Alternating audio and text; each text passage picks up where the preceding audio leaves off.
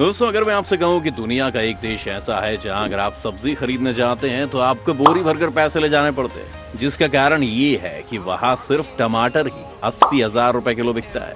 और अगर आप वहां किसी कैफे में शांति से एक कप कॉफी पीना चाहते हैं तो आपको 1 लाख रुपए देने पड़ेंगे। अब आप सोच सकते हैं कि फिर ये तो बहुत आलीशान देश होगा, तो आप गलत सोच रहे हैं, क्योंकि देश आलीशान तो छोड़िए, महंगाई और भुखमरी के उस दौर से गुजर रहा है जहाँ देश के लोगों के पास नोट तो लाखों के हैं, लेकिन उनकी कीमत ढेले भर की भी नहीं है। आपको जानकर हैरानी होगी कि हालत इस देश के इसी दशक में हुआ है, क्योंकि उससे पहले देश दुनिया के सबसे अमीर देशों में शुमार था, लेकिन देखते ही देखते ये देश पूरी तरह बर्बाद हो गया।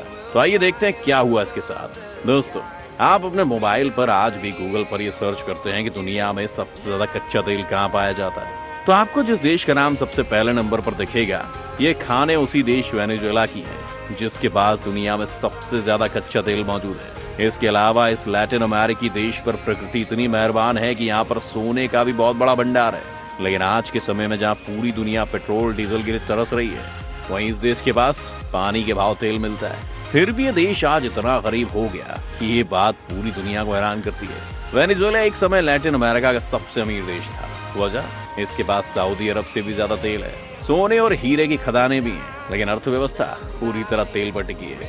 अब अगर कारणों की बात करें तो इसका सिंपल सा कारण है कि यहाँ की डर्टी पॉलिटिक्स और वोट बैंक की राजनीति। इसे अगर शुरू से देखें तो 80 के दशक तक वेनेजुएला अपने पीक पर था। वहाँ तेल बेचकर इतने पैसे आ रहे थे, और इतने कि वहाँ सरकार ने लोगों के लिए लगभग सब कुछ मुफ्त कर रखा था।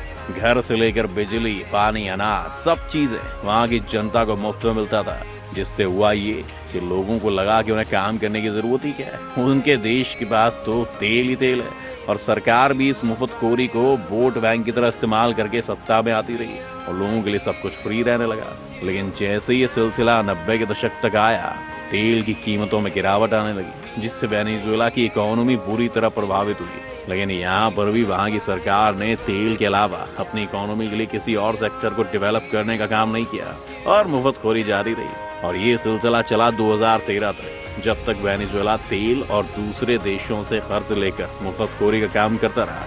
लेकिन इसके बाद आता है साल 2014, जब देश के राष्ट्रपति बने निकोलस मादुरो, जिन्होंने मुफ्तखोरी में और 4 चांद लगा दिए और देश में पैसे नहीं होने पर मनमाने नोट छपवाने शुरू कर दिए। अब 2014 से 2017 तक तेल के दामों में अब तक की सबसे बड़ी गिरावट आई थी। इस वजह से तेल बेचकर भी उन्हें कोई फायदा नहीं हो रहा था।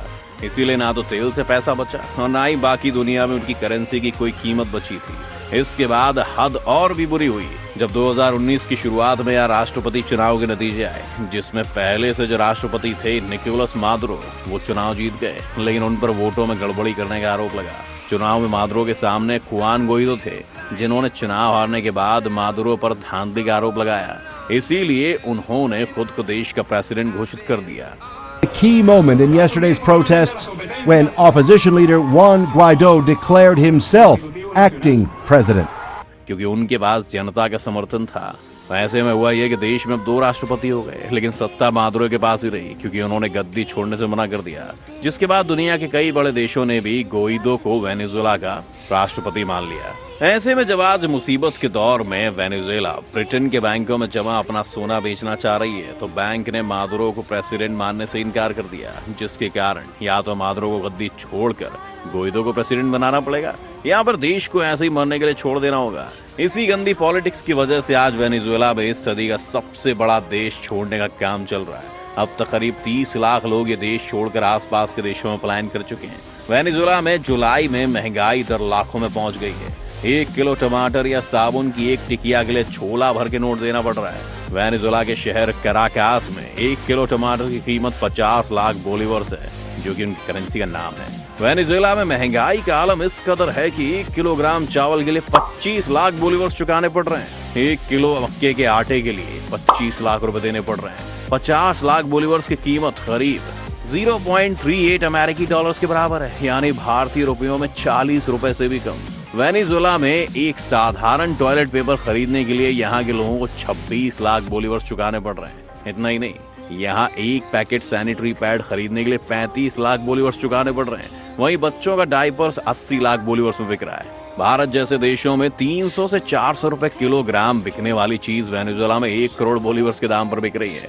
वेनेजुएला में महंगाई आसमान छू रही है। इसे देखते हुए IMF ने आशंका जताई है कि इस साल के अंत तक महंगाई दर 10 लाख फीसदी तक पहुंच जाएगी। ये कितनी ज्यादा है, इसे समझने के लिए आप समझिए कि भारत में जहां हम लोग महंगाई के नाम पर रोज रोते रहते हैं, वहां पर महंगाई दर महज 6% है। वहीं वेनेजुएला में ये आंकड़ा 10 लाख % तक पहुंच चुका है। 6 और 10 लाख में कितना अंतर है, आप समझ ही सकते हैं। ये मॉडर्न हिस्ट्री में पहला मौका होगा जब किसी देश में महंगाई का ये स्तर देखने को मिलेगा। खैर दोस्तों, इस देश की एग्जाम्पल से हम ये सबक ले सकते हैं कि कभी भी किसी सरकार की फ्री वाली स्कीम को सीरियसली मत लीजिए, क्योंकि एक तरह से वो इकोनॉमिकली कमजोर करने के तरीके हैं। आपका इस मामले में क्या कहना है, हमें कमेंट करके जरूर बताएं। अगर आज की वीडियो आपको पसंद आई हो तो इसे लाइक करने के साथ साथ अपने दोस्तों और रिश्तेदारों के साथ शेयर जरूर कर दें। अगर आप ये वीडियो यूट्यूब पर देख रहे हैं तो चैनल को सब्सक्राइब करने के बाद बेल आइकन दबा दें। और अगर फेसबुक पर आप ये वीडियो देख रहे हैं तो फेसबुक पेज को जल्दी से लाइक करें। फिलहाल के लिए इतना ही, अभी के लिए दीजिए हमें इजाजत। आपसे मुलाकात होगी अगली वीडियो में। शुक्रिया।